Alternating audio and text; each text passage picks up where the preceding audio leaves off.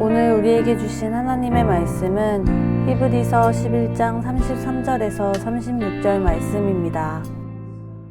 그들은 믿음으로 나라들을 이기기도 하며 의를 행하기도 하며 약속을 받기도 하며 사자들의 입을 막기도 하며 불의 세력을 멸하기도 하며 칼날을 피하기도 하며 연약한 가운데서 강하게 되기도 하며 전쟁에 용감하게 되어 이방 사람들의 진을 물리치기도 하며 여자들은 자기의 죽은 자들을 부활로 받아들이기도 하며 또 어떤 이들은 더 좋은 부활을 얻고자 하여 심한 고문을 받되 구차히 풀려나기를 원하지 아니하였으며 또 어떤 이들은 조롱과 채찍질뿐 아니라 결박과 옥에 갇히는 시련도 받았으며 오늘 이 말씀에 많은 은혜 받으시기 바랍니다.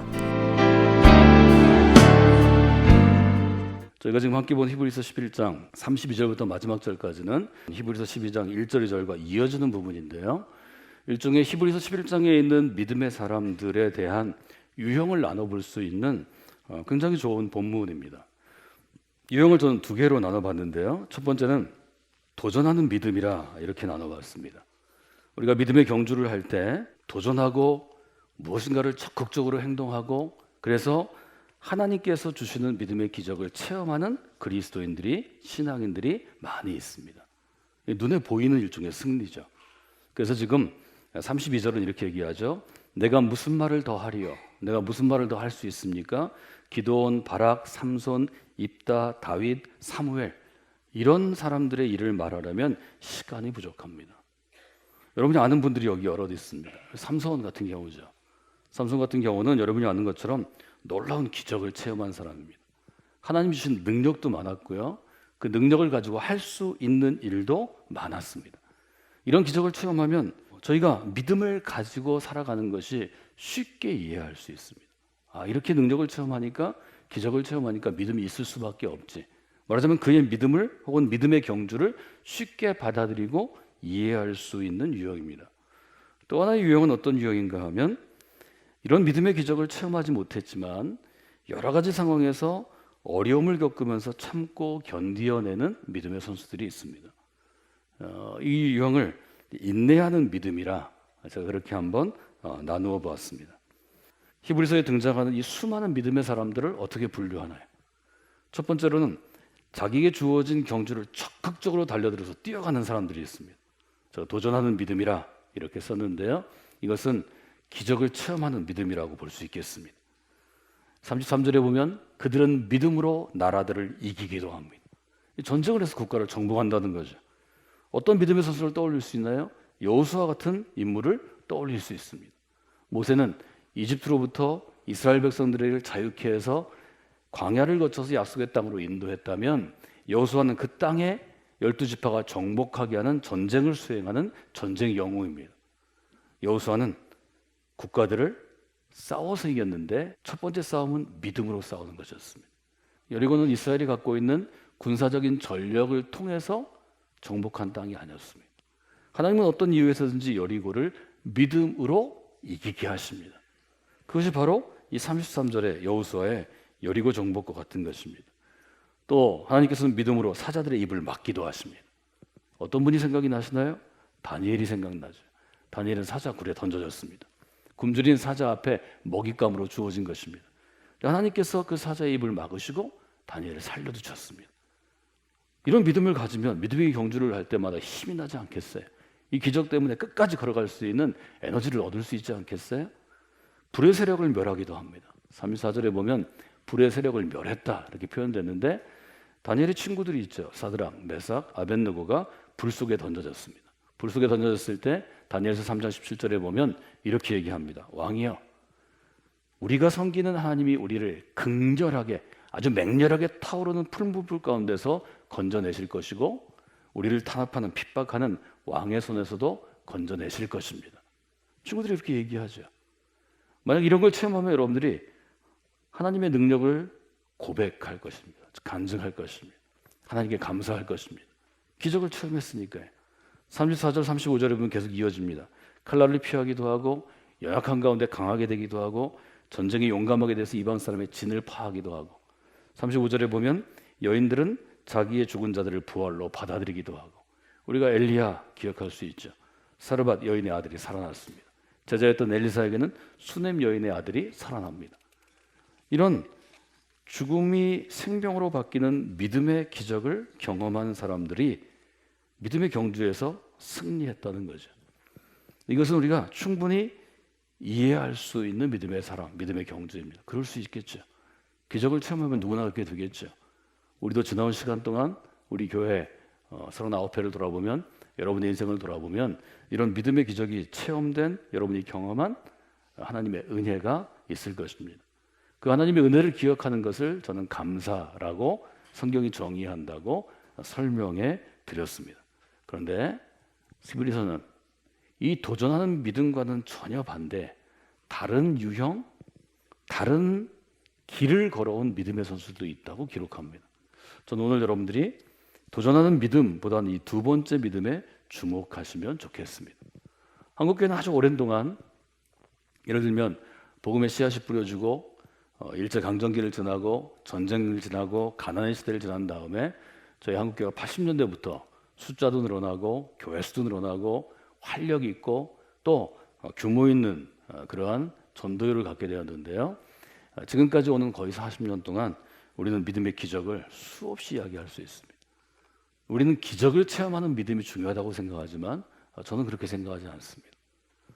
성경의 역사를 볼 때, 교회 역사를 볼 때, 우리 신앙의 역사를 볼 때 위기시대 가운데 우리에게 필요한 믿음의 유형, 믿음의 타입은 인내하는 믿음입니다. 인내하는 믿음은 우리가 다른 말로 하면 순교자의 믿음이라고 부를 수 있습니다. 하나님을 신실하게 믿었지만 하나님께 내가 처한 이 어려운 상황의 변화를 위해서 간절하게 간구했지만 하나님께서 그 상황을 변화시키지 않으시고 어려움 가운데 믿음의 경주를 끝마친 믿음의 선수들이 많이 있습니다. 성경에도 그런 사람들이 있고 우리 교회 역사에도 있고요. 우리 주변에도 있습니다. 예를 들면 35절에 이렇게 되어 있습니다. 어떤 사람들은 더 좋은 부활을 얻고자 하여 심한 고문을 받되 심한 고문을 받았지만 이들에게 다니엘과 같은 기적이 일어나지 않았습니다. 사자의 입이 닫히지 않았습니다. 맹렬하게 타오는 불이 나를 해하지 않는 일이 아니었습니다. 이들은 고문을 받았습니다. 근데 고문을 받으면서도 구차히 풀려나기를 원하지 아니하였다고 히브리서는 기록합니다. 36절에 가면 이들은 조롱을 받았습니다. 조롱과 채찍질뿐 아니라 결박과 옥에 갇히는 시련도 받았습니다. 우리가 바울 사도를 생각할 수 있습니다. 바울 사도는 장래가 촉망되는 탁월한 유대인의 젊은 지도자, 젊은 리더였습니다. 그러나 그가 그리스도의 사람이 돼서 유대교를 떠나갔을 때 유대교의 리더들은 그를 잡아들이려고 바울을 잡기 위한 특별한 팀, 바울 추적팀과 체포팀을 만들어 그를 쫓아가죠. 그를 결박하고 그에게 조롱하고 멸시하고 옥에 가두고 죽이려고 합니다.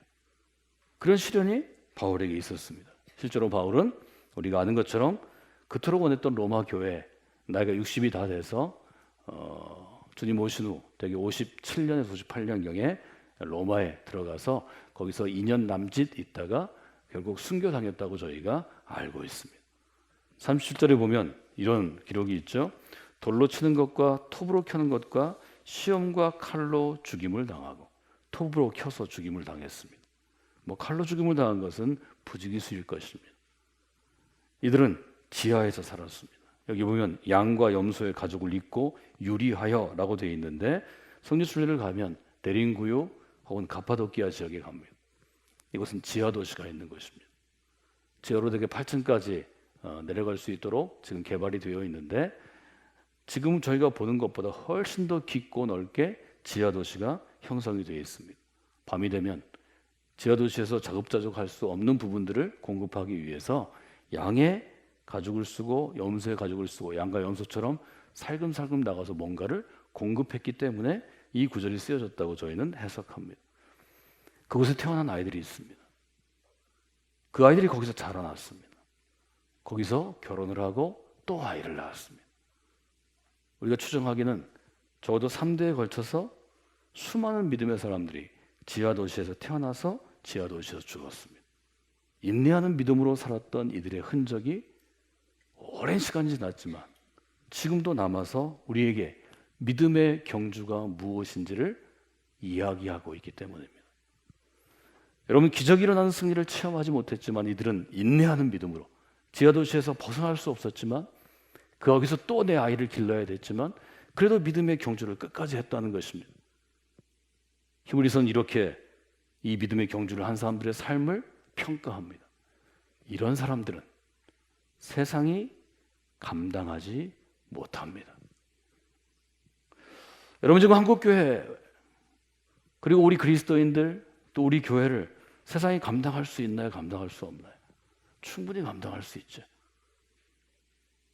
지금 우리 교회를 섬기는 여러분이나 여러분의 직장이나 오늘 이웃 가운데 믿음의 경주에 있는 것과 없는 것이 구별이 안 될 때가 많죠. 그러나 지하 도시와 같은 이런 특정한 상황에 우리가 처해진다면 완전히 구분되죠. 이들은 광야와 산과 동굴과 토굴에 유리했습니다. 떠돌아다녔습니다. 도시에 살 수 있는 것이 아니었습니다. 사람 사는 집에 살 수 있는 것이 아니었습니다. 히브리서는 우리에게 기적의 믿음을 체험하고 믿음의 경주를 끝까지 달린 사람들이 있다는 점을 분명히 알려줍니다. 그러나 반대로 기적의 믿음을 체험하지 못해도 기적이 일어나지 않아도 지금 내 상황에 아무런 변화가 없어도 이 어려움이 끝나지 않아도 믿음으로 승리하는 선수가 있어야 한다고 도전합니다.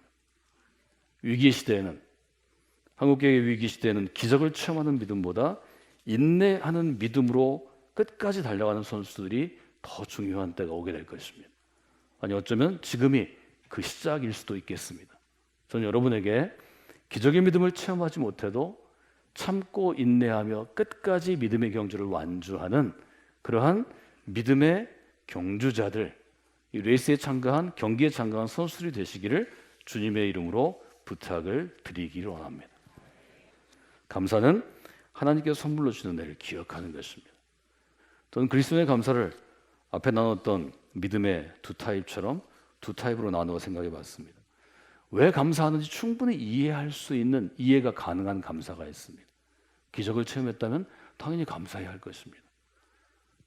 내가 믿음으로 하나님을 믿어서 내가 원하는 좋은 일이 많이 일어났다면 감사할 수밖에 없죠. 감사 안 하는 게 문제죠. 이것은 이해가 가능한 감사가 될 것입니다.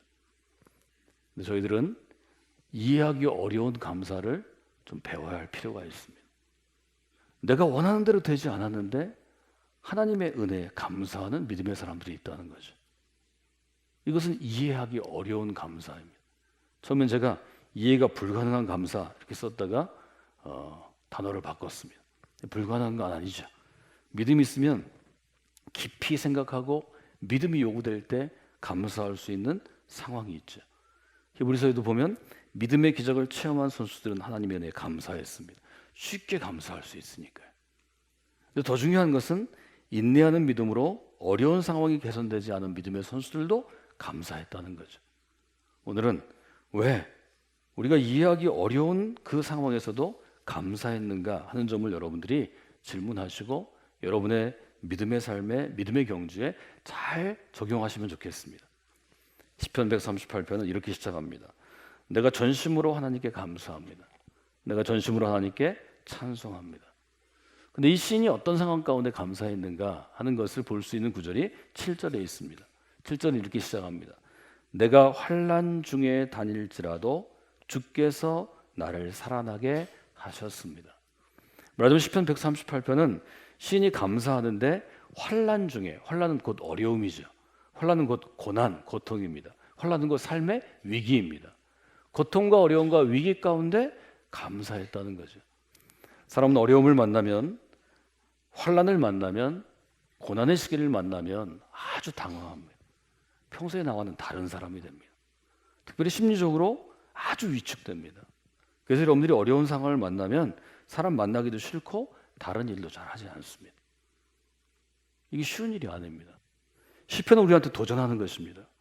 그리스도인이 환난을 극복하는 길은, 그리스도인이 어려움을 극복하는 길은 지금 시인이 한 것처럼 어려울수록 성전에 나아가 예배하는 것입니다. 고통이 있을수록 입술을 열어 찬양하는 것입니다. 한국교회가 지금 이토록 짧은 시간에 복음을 우리가 받고 말하자면 선교 국가로 선교사들이 와서 복음을 전하고 이 짧은 시간에 부흥하고 이렇게 활력을 가지고 아주 에너지 있게 활동할 수 있는 것은 저희가 매일 기도하는 새벽 기도가 있기 때문입니다. 힘들고 어려울 때 그때가 예배할 때입니다. 힘들고 어려운 시간이 찬송할 때이고 그때가 감사할 때입니다. 여러분 이 점을 마음 가운데 분명히 두시는 오늘 되시기를 원합니다. 환난 중에 감사하고 어려움 중에 예배하고 고통 가운데 기도하고 내 위기 가운데 하나님께 나아가 엎드렸을 때 삶에 어떤 변화가 있나요? 오늘 여러분들이 시편 138편 3절을 암송하시기를 원합니다. 저를 따라서 하실까요? 내가 간구하는 날에 주께서 응답하시고 내 영혼에 힘을 주어 나를 강하게 하셨습니다.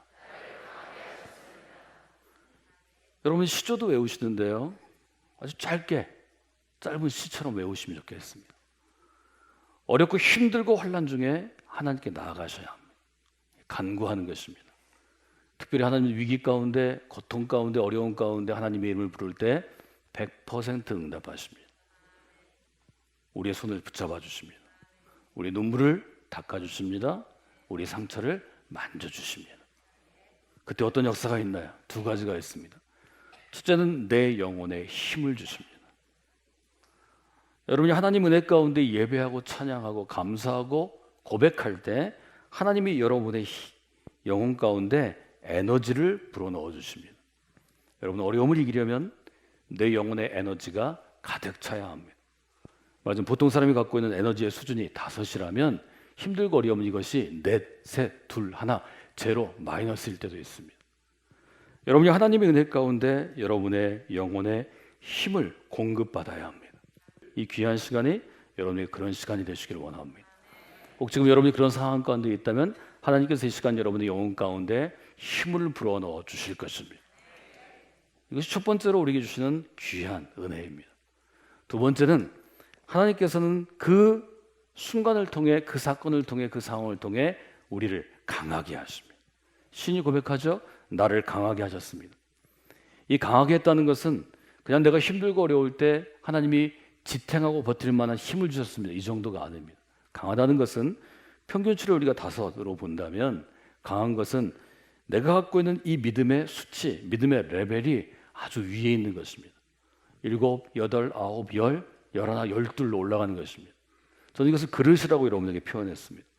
하나님께서 주시는 영적인 능력과 영적인 에너지와 영적인 힘이, 영적인 권위가 보통 사람들보다는 한 단계 위에 있는 것입니다. 이것이 성경이 우리에게 얘기하는 강함입니다. 내가 강해지면, 우리가 강해지면, 우리 교회가 강한 능력을 가진 교회가 되면 환란의 사이즈를 뛰어넘기 때문에 보통 가운데 있거나 낮은 단계에 있는 사람들을 도울 수 있게 됩니다. 하나님이 우리에게 주신 영적인 에너지와 힘과 강함을 통해서 그들을 일어나게 하고 치유하게 하고 회복하게 하고 다시 믿음의 경주에 뛸 수 있게 해줍니다. 그래서 강함이 있어야 하는 것입니다. 이 두 가지가 우리 가운데 주어지는 것입니다. 인내하는 믿음으로, 우리가 참으로 견뎌내는 믿음으로 살아간다면 하나님께서 우리에게 이 선물을 공급해 주십니다.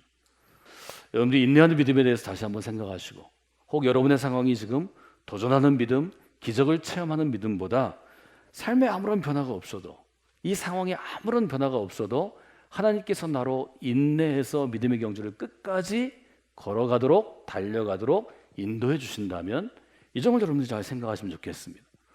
여러분 그때가 하나님께 전심으로 예배할 때입니다. 하나님 앞에 무릎 꿇을 때입니다. 하나님 앞에 지금까지 베풀어 주신 은혜에 대해서 감사할 때입니다. 여러분 하루의 삶을 보내는 것이 어려움 중에는 쉽지 않은 일입니다. 그러나 여러분이 하루를 잘 지내고 하나님께서 지금 나의 삶 가운데 그 은혜를 주셨습니다. 고백할 수 있다면 여러분이 믿음으로 믿음의 경주를 승리할 수 있는 분이 될 수 있습니다. 이 한 주간 여러분이 감사할 때마다 하나님께서 혹 여러분이 연약한 상태에 있다면 그 영혼의 힘을 불어넣어 주시기를 원합니다. 여러분이 지금 누군가를 위해서, 그리스도를 위하여, 교회를 위하여, 한 영혼을 위하여 일할 수 있는 상태에 있다면 여러분을 더욱더 강력하게 다듬어 주시기를 원합니다. 하나님께서 그 일을 가능하게 해 주실 것입니다.